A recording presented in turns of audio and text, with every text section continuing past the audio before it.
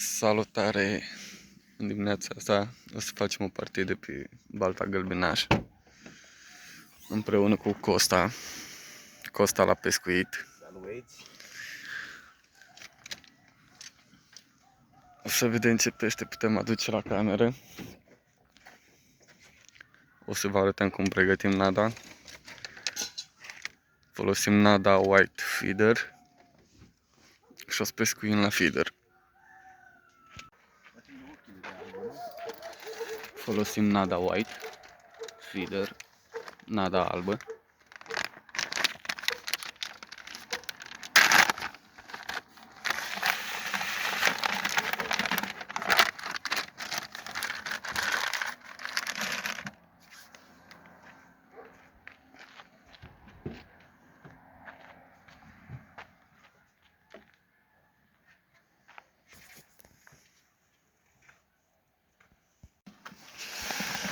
Folosit 2 cutii de bonduiel.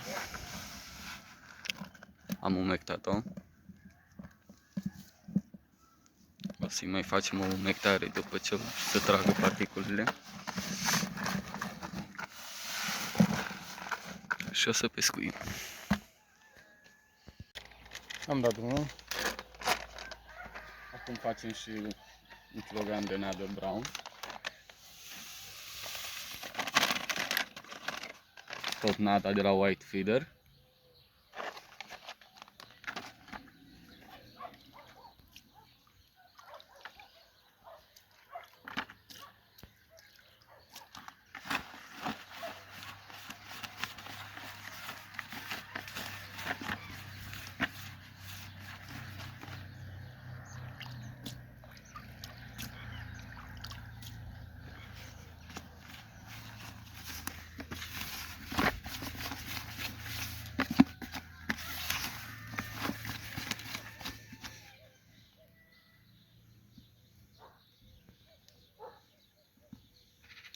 O lăsăm câteva minute să tragă particulele și după pescuim.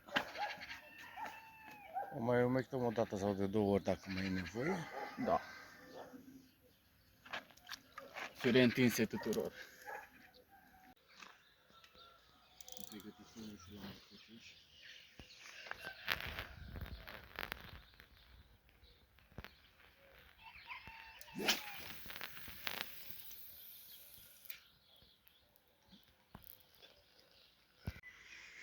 Avem și primul pește.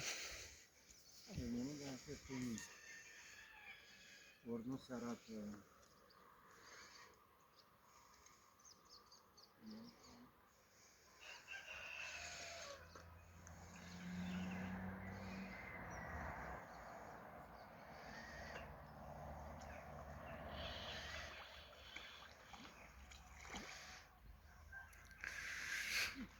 Ciortanel.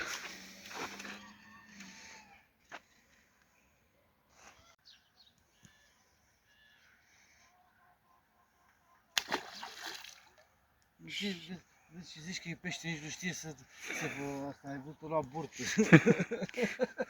Nu știu să sară în cap, nu? Da, nici măcar nu știu să sară în cap. A venit și al doilea pește.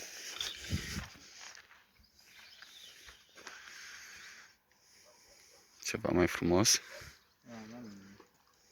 Păi mare, mă.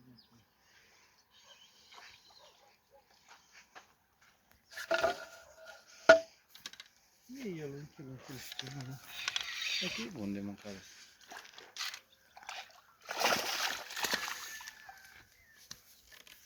Să facă firele unul pe altul. Și se taie, nu? Și să taie, să scămușează. Hai să-l punem așa. Asta e, să-l punem la sacoșă, nu? Cam atât. Atât ajunge.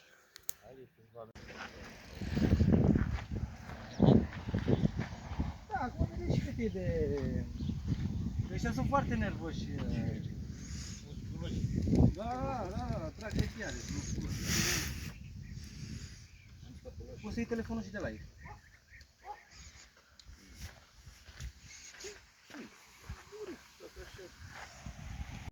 Uite-l.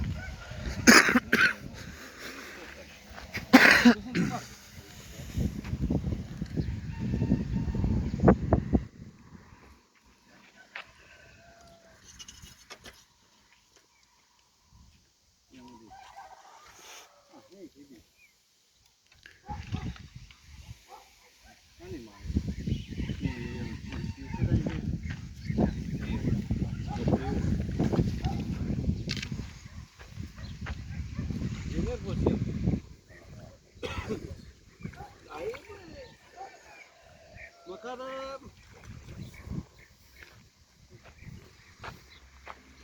măcar avem, Da. avem un pic de activitate. Păi ăsta e al câtelea, al doilea sau al treilea care i-am dat drumul? Al treilea. Al treilea. A scăpat. A scăpat? Da, mă. Na. Nu are nimic, e bine că trage aici. L-avem pe Marele Liviu în acțiune. Și avem și peștele, ia uite-le. Haide măi tată, mă. Haide mă. Da, da, da, da, da, da, da. Uite-o, s-a ascuns.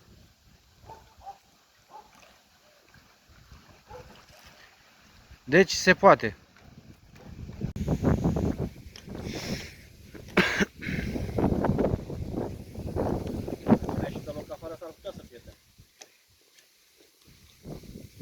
Nu e grav, să trenul vine pe deasupra, crampul să duce la punct, să caute, să caute.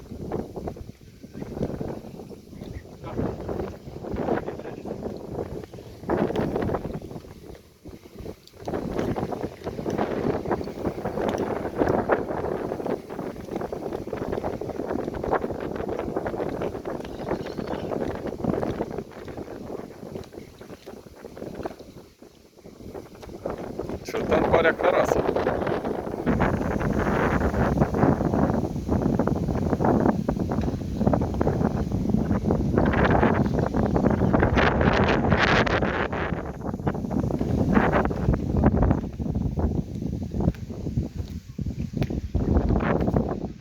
Ușurel.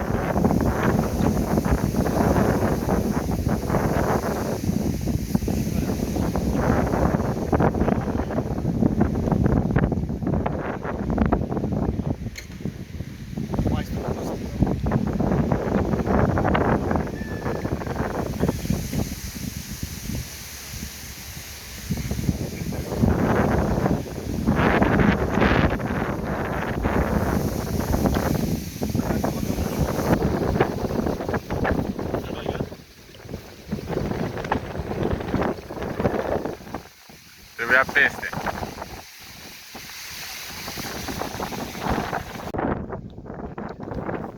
L-avem pe Marele Liviu în acțiune.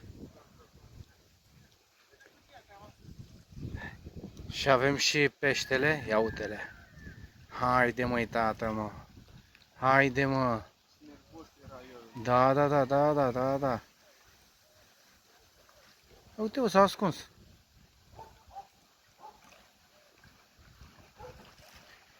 Deci se poate.